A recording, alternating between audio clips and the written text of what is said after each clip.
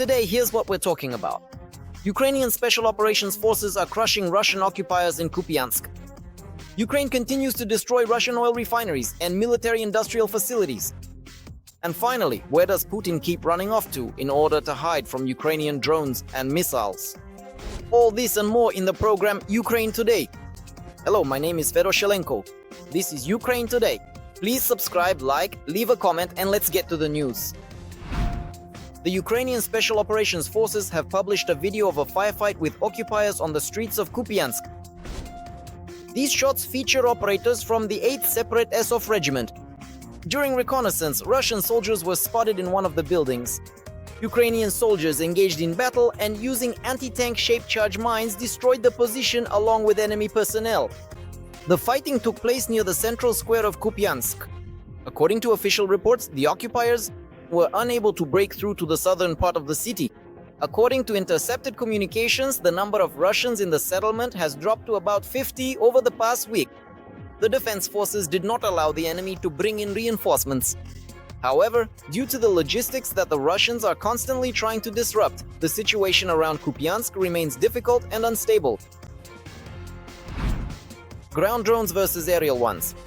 The drone war is reaching an entirely new level. Ukrainian soldiers from the Alter Ego Battalion of the 93rd Brigade have released a video showing the operation of a ground-based robotic system armed with a machine gun. On the way to the position, the drone operator spotted and then destroyed the so-called FPV Zardun.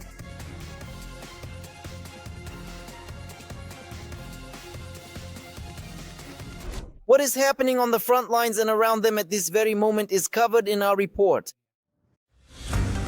Russian assaults have become even more massive and ruthless, especially for the Russians themselves. In just 3 days, the Ukrainian armed forces have already destroyed a third enemy column advancing to attack Ukrainian positions. It was reported the day before that the defense forces destroyed a concentration of manpower belonging to Russia's 51st Army near Pokrovsk. The incident took place in the settlement of Zatishok Donetsk region. According to the Special Operations Forces in their Telegram post, at the moment the drone was used, enemy troops from 2 brigades were concentrated in the building, tasked with encircling the Pokrovsk-Mirnograd agglomeration from the north. At the same time, analysts highlight other successes of the defense forces in this direction. This refers to the settlements of Krasny Lyman and Rudinsky. As far as I know, Rudinsky has been almost completely cleared of enemy presence. Additionally, fighting is taking place in the area of Kotlin, 1st of May, 1st of Travnya. There is also rather alarming information regarding the settlement of Rivne. It is located right between Pokrovsk and Mirnograd. There, the enemy tried to break through our defensive lines. This attack was repelled. Speaking about the situation in Pokrovsk itself, experts note that, as before, the occupiers are aiming to cut off the logistics of the Ukrainian armed forces. However, as before, they have not been able to do this. They are not succeeding. At the same time, both President Zelensky and Commander-in-Chief Syrskyi are openly commenting on the situation. Yes, the enemy has entered the city. Yes, the enemy is trying to attack the central and northern parts of the city. However, we are saying that first and foremost, the most important thing is that the defensive operation, the defense by our units in Pokrovsk, is ongoing. Today, all sorts of scenarios are being drawn up about how this battle might end. We are not going to talk about them today, not because we don't know or don't want to. We fully understand that the commanders on the ground, as well as those higher up, are working through various scenarios, even the most negative developments. However, according to experts, it is still far too early to talk about negative scenarios. Moreover, our general staff, when describing the situation in Pokrovsk, notes that the situation has been partially stabilized, and in some areas, even successes have been demonstrated. When speaking about the actions of the 425th Separate Assault Battalion, Syrskyi apparently refers to another raid by the regiment's assault troops, which was shown in a video published by the General Staff of the Armed Forces of Ukraine. The video was geolocated by the Ukrainian channel Infectum, which commented on it as follows. Assault groups from the Skelya regiment are conducting a raid on the northern part of Pokrovsk, clearing out individual Russian positions in the residential sector and dispersing throughout the city. Interestingly, the groups managed to link up with fighters who are holding the city council building in the city center, which is already beyond the railway that divides the city in half and serves as a kind of barrier. In other words, to put it simply, that is to say, Despite all the statements from the Russian command claiming that Russia confidently controls Pokrovsk, Ukrainian fighters are not only able to enter the city council building in the southern part of the city and wave a flag, but also to set up a full-fledged stronghold there. This also includes the recent triumphant advance of a Russian column into the city from the Donetsk direction. In fact, here is that well-known column, which has already been dubbed the Mad Max column after the famous film. Russian propagandists replayed it countless times, but in the end they forgot to show the most important part, the finale. How did the fighting end for these inhumans? In fact, this is a rout. But even that wasn't enough for the Russians. And just yesterday they advanced in a similar column to attack Kostiantynivka. The result was identical. The Russians are trying to impose a chaotic tactic of assault raids, hiding behind the weather as their last shield. But now even the fog is not always an ally, sometimes it's a trap. The ISU uses, among other things, thermal imaging and optical surveillance equipment, drones with artificial intelligence and rapid coordination between reconnaissance and firepower. That's why those who head into the fog are actually walking toward their own doom. The Ukrainian army demonstrates not only technological superiority, but also operational maturity. 2 columns, 2 attempts at a surprise offensive, and both times Russia loses everything. Equipment, infantry, the ability to maneuver. While repelling massive attacks on Pokrovsk, the Ukrainian armed forces are also keeping an eye on another important point on the war map, Kupiansk. It is there that Russia is pushing, trying to tie down our reserves in the Kharkiv region and prevent their redeployment to the Donbas. However, the Russians are not achieving the desired result there. At present, our defense forces are systematically and methodically clearing those areas around Kupiansk where the enemy had infiltrated over a fairly long period of time. Regarding Kupiansk, I have a strong hope that we will be able, if not tomorrow, then in the near future, to fully stabilize the situation in this sector of the front. And at the same time, to undermine the Russian rear, experts add, and there are already the first signs of this. In particular, yesterday's strike on the port of Novorossiysk has been called by many a real turning point, both for the war and for the collapse of the Russian economy. Ukrainian forces have reached a new milestone. For the first time, they successfully struck Russia's main oil export gateway in the south with a massive attack, namely the port in Novorossiysk. Drones hit the site, but most importantly, so did missiles. The drones distracted the air defenses, while Flamingo-type missiles, those are the only ones I can imagine there, given the flashes and explosions, delivered the finishing blow. On your screens are videos from local residents showing powerful explosions in several locations within the port. Like the ports on the Baltic, Novorossiysk remains a key location for Russia.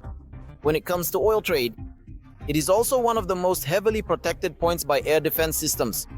If our missiles manage to bypass these systems, we can confidently say that there will soon be a significant increase in explosions in Russia. The General Staff of the Armed Forces of Ukraine confirms this. Ryazan is under attack by Ukrainian drones. The Ryazan oil refineries are among the top 5 largest in Russia. During the war, this oil refinery has been attacked more than 10 times. Judging by the comments of local correspondents, they have already gotten used to explosions at the refinery. Girls, I used to work in the building next door. I just ran home now. It's just raining. I zoomed in as much as I could. Meanwhile, in Voronezh, a large-scale fire has broken out in the area of the Chemical Automation Design Bureau. This is an enterprise of Russia's military-industrial complex. It manufactures engines for Iskander, Soyuz, and Proton missiles. The cause of the fire is still unknown.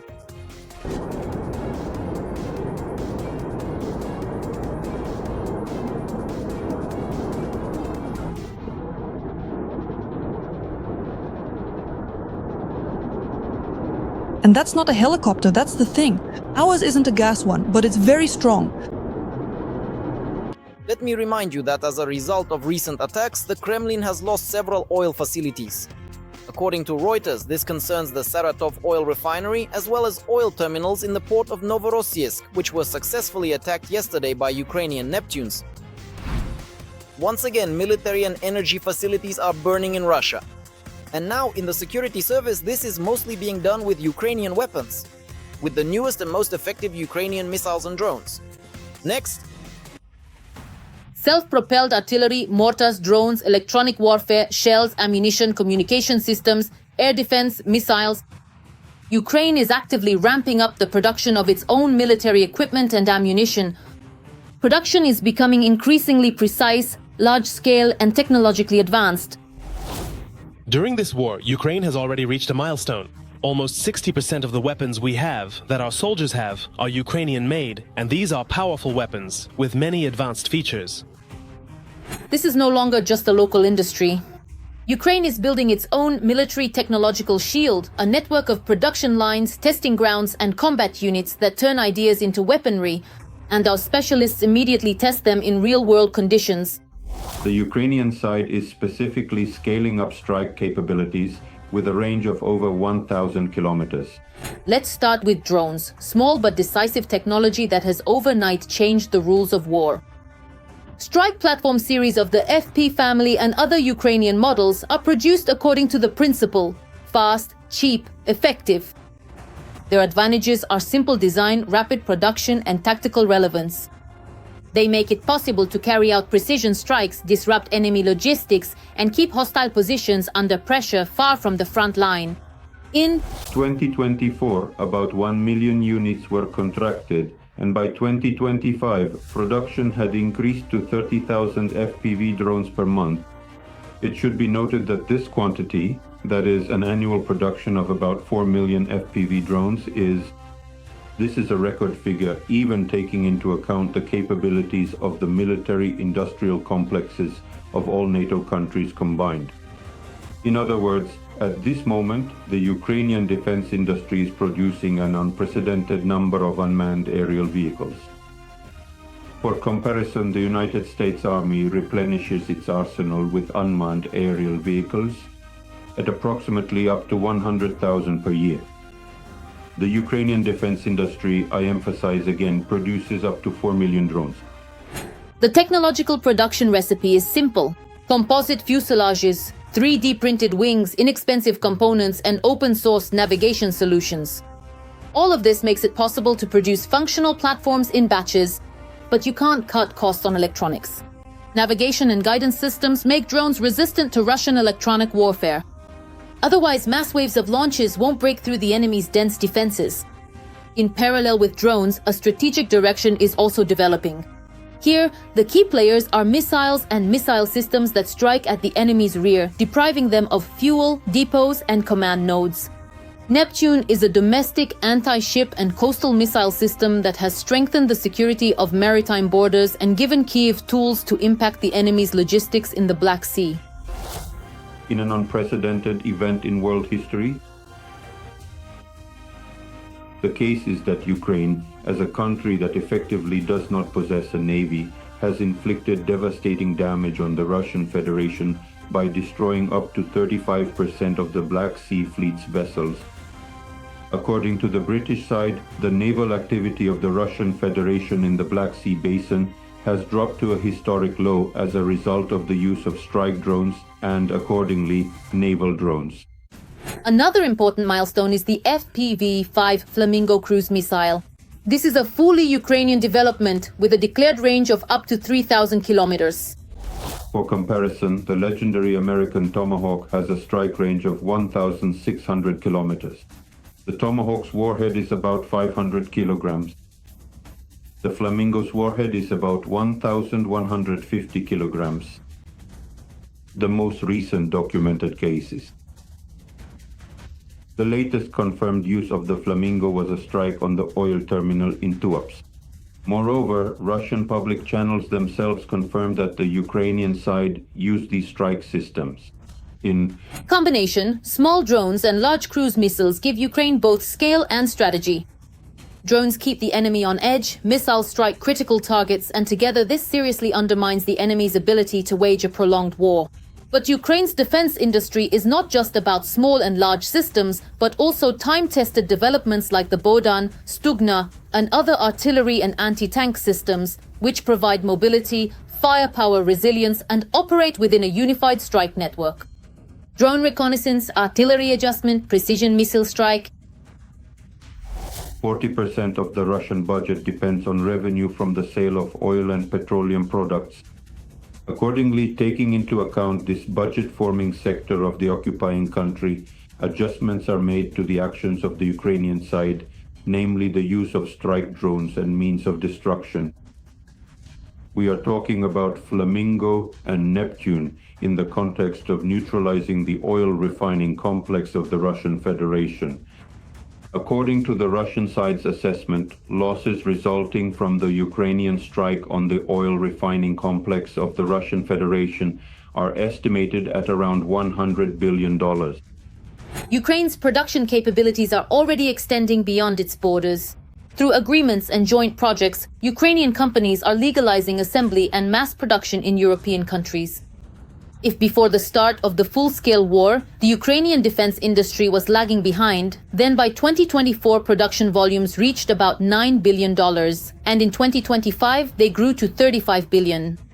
Plans for 2026 include scaling up to $60 billion. And this is just the beginning.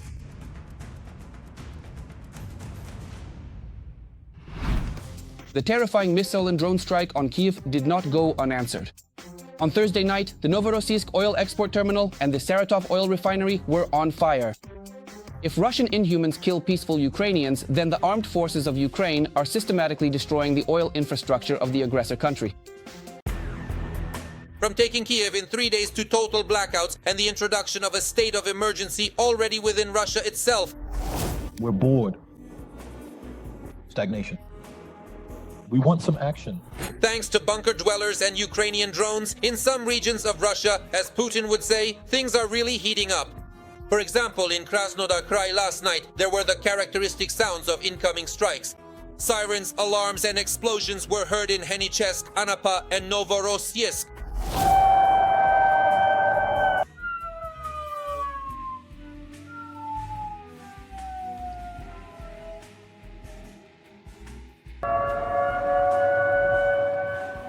As a result, in Novorossiysk alone, a nighttime attack damaged an oil depot at the Sheskari's transshipment complex, one of Russia's largest oil terminals, through which a significant portion of Putin's oil exports pass.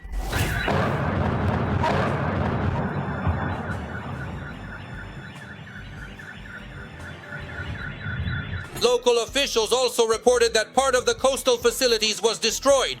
In addition, debris from already downed drones damaged a tank and the pier of Chernomorsky Transneft. The latter led to the actual halt of oil pumping to the port of Novorossiysk. A state of emergency has been declared in the city itself. This is a disaster. Later, it turned out that the state of emergency in the city was not introduced for the safety of citizens, but to conceal the consequences of the strikes. After all, not only the Russian oil facilities were hit, but also the local military unit was destroyed. An air defense unit was stationed on its territory. At least one S-400 system and an ammunition depot were there. One of the eyewitness videos captured the moment the Russian ammunition depot was hit. Sup? For the first time, such a remarkable afterburner at an oil depot. After the footage was published, Russian Z military correspondents quickly pointed out that a Ukrainian drone couldn't have reached the target that fast. But a missile could have. The Kremlin's worst fears were soon confirmed by Ukrainian President Volodymyr Zelensky. Last night, our soldiers successfully used long-range Neptunes at specific targets on Russian territory. This is our entirely justified response to the ongoing Russian terror. Ukrainian missiles are now delivering more tangible and precise results almost every month. Even though Zelensky did not specify in his address which exact targets the Ukrainian armed forces struck, there is little doubt left among experts. Refer to official sources. Based on official sources that publish videos and generally provide officially verified information, there is reason to believe that this type of Ukrainian weaponry is starting to appear in greater numbers and is being used more extensively against the Russian Federation. As a result, Ukrainian attacks are becoming much larger in scale, time after time. So besides Novorossiysk, the Ukrainian armed forces once again targeted the Saratov oil refinery last night.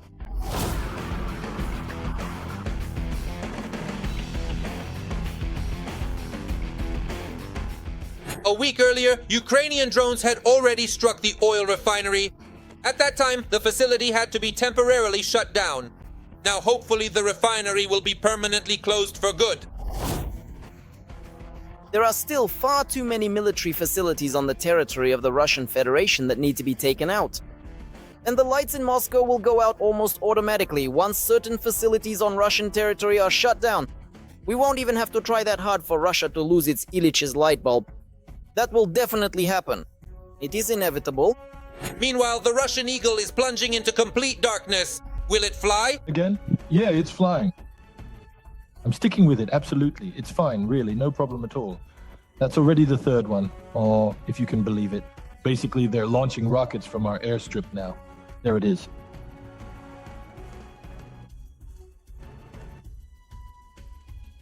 The local residents still can't get over the recent raid by Ukrainian drones. I don't know if it was the right thing to do or not, but I went outside. And out there, basically, everything was on fire.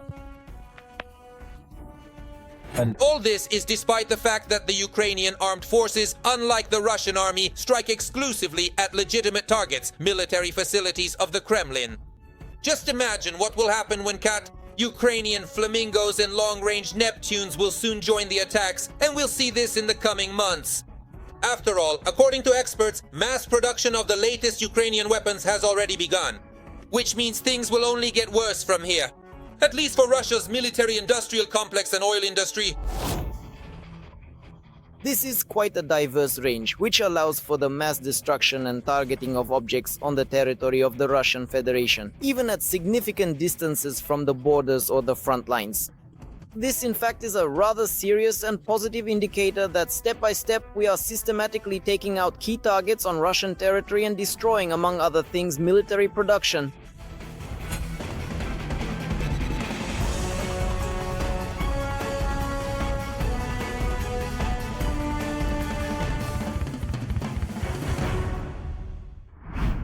Meanwhile, Putin has fled Moscow. The dictator sensed danger and bolted to Valdai, to his residence that is better protected than all of Moscow. We'll tell you how the bunker dweller tries to keep up appearances and creates the illusion that he's with his people, rather than relaxing far from the strikes of the Ukrainian armed forces. The secrets of Putin's offices. It turns out that the Russian dictator has been hiding for years exactly where he is and from where he governs the country. For the past 10 years, we've constantly seen Putin in this very office. The bright, functional office, measuring 120 square meters, is located on the second floor of the new representative building in Novo Ogaryovo. Outside the windows, there is 1.5 kilometers of forest. You can't just peek inside from the street. That's where Putin makes important calls, holds video conferences, and meets with people. And according to Kremlin reports, Putin spent almost the entire 2020 to 2021 pandemic working there. Or did he? After studying dozens of hours of the program Moscow broadcasts, Kremlin, Putin, archives from the Kremlin website, government procurement documents, building plans, routes of Putin and his entourage, as well as hotel bookings and business trips of state TV employees, journalists from the System project established that since 2015, exact replicas of the suburban office have been created for the dictator to conceal his actual location at any given moment. The Kremlin uses these replicas to create the illusion that Putin is working in the Moscow suburbs. In reality, a significant portion of the footage, supposedly from the Moscow region, was filmed in decoy offices far from Moscow. As of today, at least 3 absolutely identical offices are known to exist in different parts of Russia. In Novo Ogaryovo in the Moscow region, the Sochi residence Bocharov Ruchey, and in Valdai. Each of them replicates the original interior down to the smallest details. This includes the color of the walls, the arrangement of the furniture and decorative elements, so that the viewer cannot tell one room from another.